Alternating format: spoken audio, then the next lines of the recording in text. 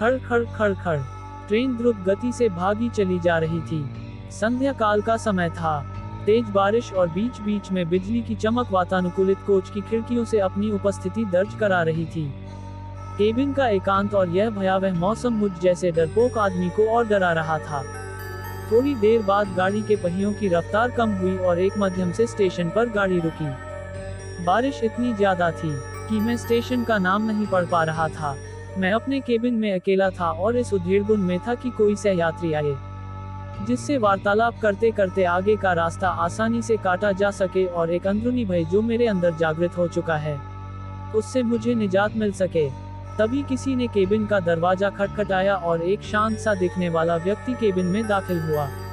अपना सामान आदि व्यवस्थित करने के बाद वो मेरी तरफ देखकर मुस्कुराया और मेरी तरफ हाथ आगे बढ़कर उसने अपना परिचय दिया। मैं मिस्टर घोष। वो बोला, मैं कोलकाता जा रहा हूँ पुनर्जन्म से संबंधित एक कार्यशाला में भाग लेने के लिए।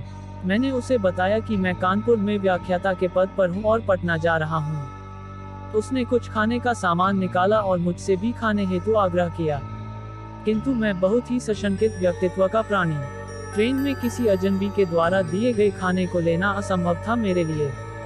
मैंने बहुत विनम्रता से उसके आग्रह को ठुकराया। वो भी कम उस्ताद नहीं था। कसकर हंसा और बोला, संशय कर रहे हैं मेरे ऊपर, अभी तो कुछ नहीं, देखिए आगे क्या क्या होता है। उसके ये शब्द सुनकर मुझे सांप सूंघ गया, किंतु मैंने किसी तरह अपनी घबराहट को छिपाया।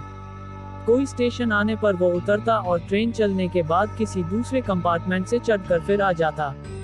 पूछने पर बोलता कि बीच बीच में रेलवे की नौकरी भी कर लेता हूँ। थोड़ी देर बाद मैं और वह विभिन्न विषयों पर चर्चा करने लगे। उसने पुनर्जन्म से संबंधित बातें प्रारंभ की और पुनर्जन्म को अंधविश्वास बताया। थोड़ी देर बाद उसने मुझसे पूछा कि क्या आप भूत प्रेत पर विश्वास करते हैं। मैंने कहा बिल्कुल। वो जोर से हंसा और बोला, ये सब बकवास है। मुझे भूतों पर विश्वास था, किंतु वो भूतों के अस्तित्व को नकारता रहा। रात अपने यौवन पर पहुंच चुकी थी। चर्चा उपरांत मैं वातानुकूलित प्रथम श्रेणी के कक्ष में सोने का प्रयास कर रहा था। अचानक मुझे ऐसा अनुभव हुआ कि कोई मेरे गले पर गर्म अंगार रख रहा है। मैं हड़बड़ा कर उठा। कहीं कोई नहीं। मेरे अलावा उस कक्ष में मेरा वही सह यात्री था जो सामने की बर्थ पर लेटा घोड़े बेंच कर सो रहा था। मैं फिर सोने का प्रयास करने लगा। अभी आंख लगी ही थी कि मुझे अपने पेट पर बहुत तेज दबाव और हंसने की तेज आवाज सुनाई दी।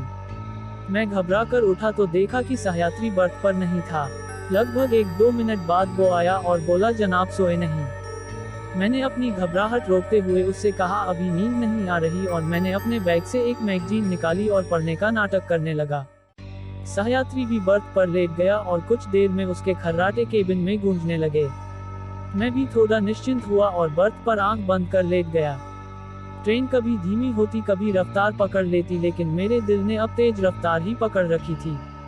भय और घबराहट के कारण लघुशंका की इच्छा अपने आप जीवित हो जाती है और मैं टॉयलेट की तरफ मोड़। जैसे ही मैंने टॉयलेट का दरवाजा खोला वो सहयात्री मुझे अंदर दिखा और मैं चिल्लाते हुए अपनी बर्थ की तरफ भागा। देखा तो वो सहयात्री इत्मीनान से अपनी बर्थ पर सो रहा है। मैंने घबराहट में उसे जगाया। वो बोला, अरे क्या हुआ? इतना मासूम लग रहा था, वो जैसे कुछ जानता ही ना हो। मैंने कहा, आप यहाँ भी और वहाँ टॉयलेट में भी।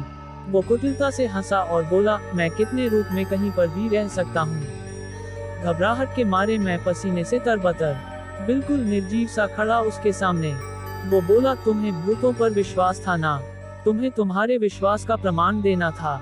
तुम्हारे जैसे लोगों के कारण ही हम भूत पिशाच लोगों का अस्तित्व है। इतना कहकर वो मेरी आंखों के सामने से अचानक गायब हो गया। मैं डर के मारे अवाक और निर्जीव सा अपनी बर्थ पर बैठा था। तभी केबिन के अंदर टिकट निरीक्षक आया। उसका चेहरा देखकर मुझे बेहोशी छाने लगी, क्योंकि यह वही सहयात्री था मेरा, और वो टिकट चेक कर मुस्कुराता हुआ चला गया।